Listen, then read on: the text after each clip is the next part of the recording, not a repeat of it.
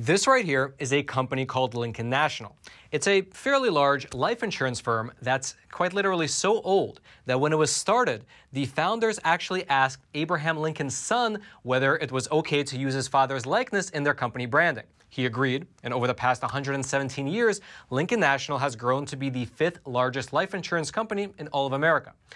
However, things aren't so hot right now in the life insurance business, evidenced by the fact that last year, meaning in 2021, Lincoln National reported a 163% increase in death benefits that were paid out under their group life insurance policies. Now, this development came in the form of annual statements, which Lincoln National filed with the different state insurance departments throughout the entire country, and these documents were first obtained by the Crossroads report through an open records request. Now, up on your screen, you can see a document that they obtained, which was initially filed with the Michigan Department of Insurance and Financial Services. Although it is worth noting that even though this document was filed in Michigan State, the numbers on that document are nationwide. And so they give us a broad glimpse into what is happening across the entire country in regards to their life insurance business. And according to these records, they showed that over the past 3 years, here's what Lincoln National paid out in death benefits under their group life insurance policies. In 2019, which was the year right before the pandemic, so it's essentially the baseline, it was a little over $500 million. Then in the year 2020, which is when the pandemic first began, they paid out approximately $548 million, which is about a 9% increase. However, in the year 2021, which was the second year of the pandemic, as well as the first year of the mass vaccination program, which saw almost 260 million Americans across the entire country get the shot, Lincoln National paid out a stunning $1.4 billion. And if you do the math on that, it works out to be a whopping 163% increase over the previous year. Now, it is worth mentioning that these annual statements that are filed with the individual states do not show the actual number of claims. They only show the total dollar amount that those claims paid out, meaning that they don't actually spell out exactly how many more deaths are represented by this 163% increase. However, there is a workaround. There is a way that we can get a rough estimate of the number of deaths, because according to the Society for Human Resource Management, the average death benefit for employer-provided group life insurance is 1 year's salary. And so then all we have to do is do the math. If the average annual salary of people covered by group life insurance policies in the U.S. is around $70,000, then we just take the amounts that Lincoln National paid out in the year 2020 and in the year 2021 in order to get an estimate of the number of deaths. And after doing this, it shows that in the year 2021, there might have been 20,647 deaths of working adults, again, that were just covered by this one insurance company. And as you can see, that will be an over 100% increase in the number of deaths from the prior year. At least according to this calculation, there would have been approximately 12,000 more deaths in the year 2021 as compared to the year 2020. And again, just to mention that it's only for people that are covered by this one insurance company. However, that is not the full picture, because besides these numbers for group policies, these financial documents also showed the numbers for ordinary death benefits, meaning benefits paid out not under a group policy, but rather under individual life insurance plans. And those numbers, they likewise saw a spike over the past 3 years. In 2019, which is, again, the baseline, the year prior to the start of the pandemic, Lincoln National paid out $3.7 billion in ordinary death benefits. Then, in the year 2020, it went up to $4 billion. And then, in 2021, it went all the way up to $5.3 billion. Now, in terms of why these numbers are increasing so much, Lincoln National published a press release alongside these documents attributing their net operating loss to what they refer to as non-pandemic related morbidity. Here's specifically what they wrote in their statement. Quote, Group Protection reported a loss from operations of $41 million in the quarter compared to a loss from operations of $26 million in the prior year quarter.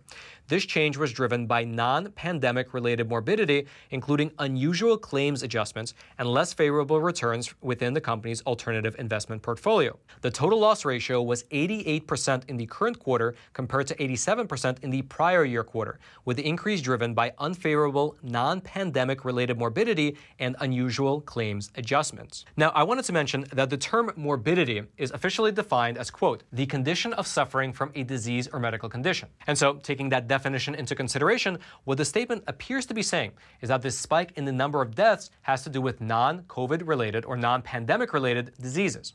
And actually, in this regard, Lincoln National is not alone.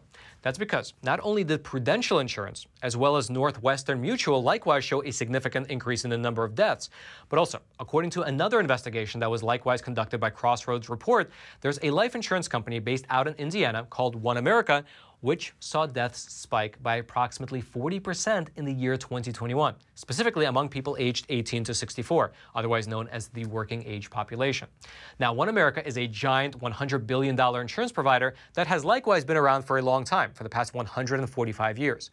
However, in all that time, in all those 145 years, they have not seen a death rate as high as it is now. That's at least according to a statement that was made by their CEO. Here's specifically what he said, quote, "We are seeing right now the highest death rates we have seen in the history of this business, not just at OneAmerica.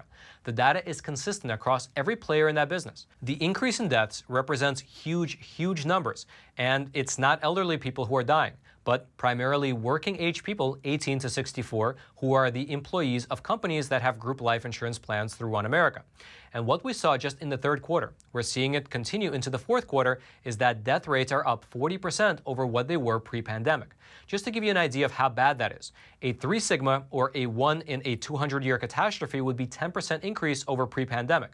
So 40% is just unheard of. And then, just like the statement that was made by Lincoln National, the CEO of OneAmerica said that most of these death claims are classified as non-COVID deaths. Here's what he added, quote, "What the data is showing to us is that the deaths that are being reported as COVID deaths greatly understate the actual death losses among working age people from the pandemic.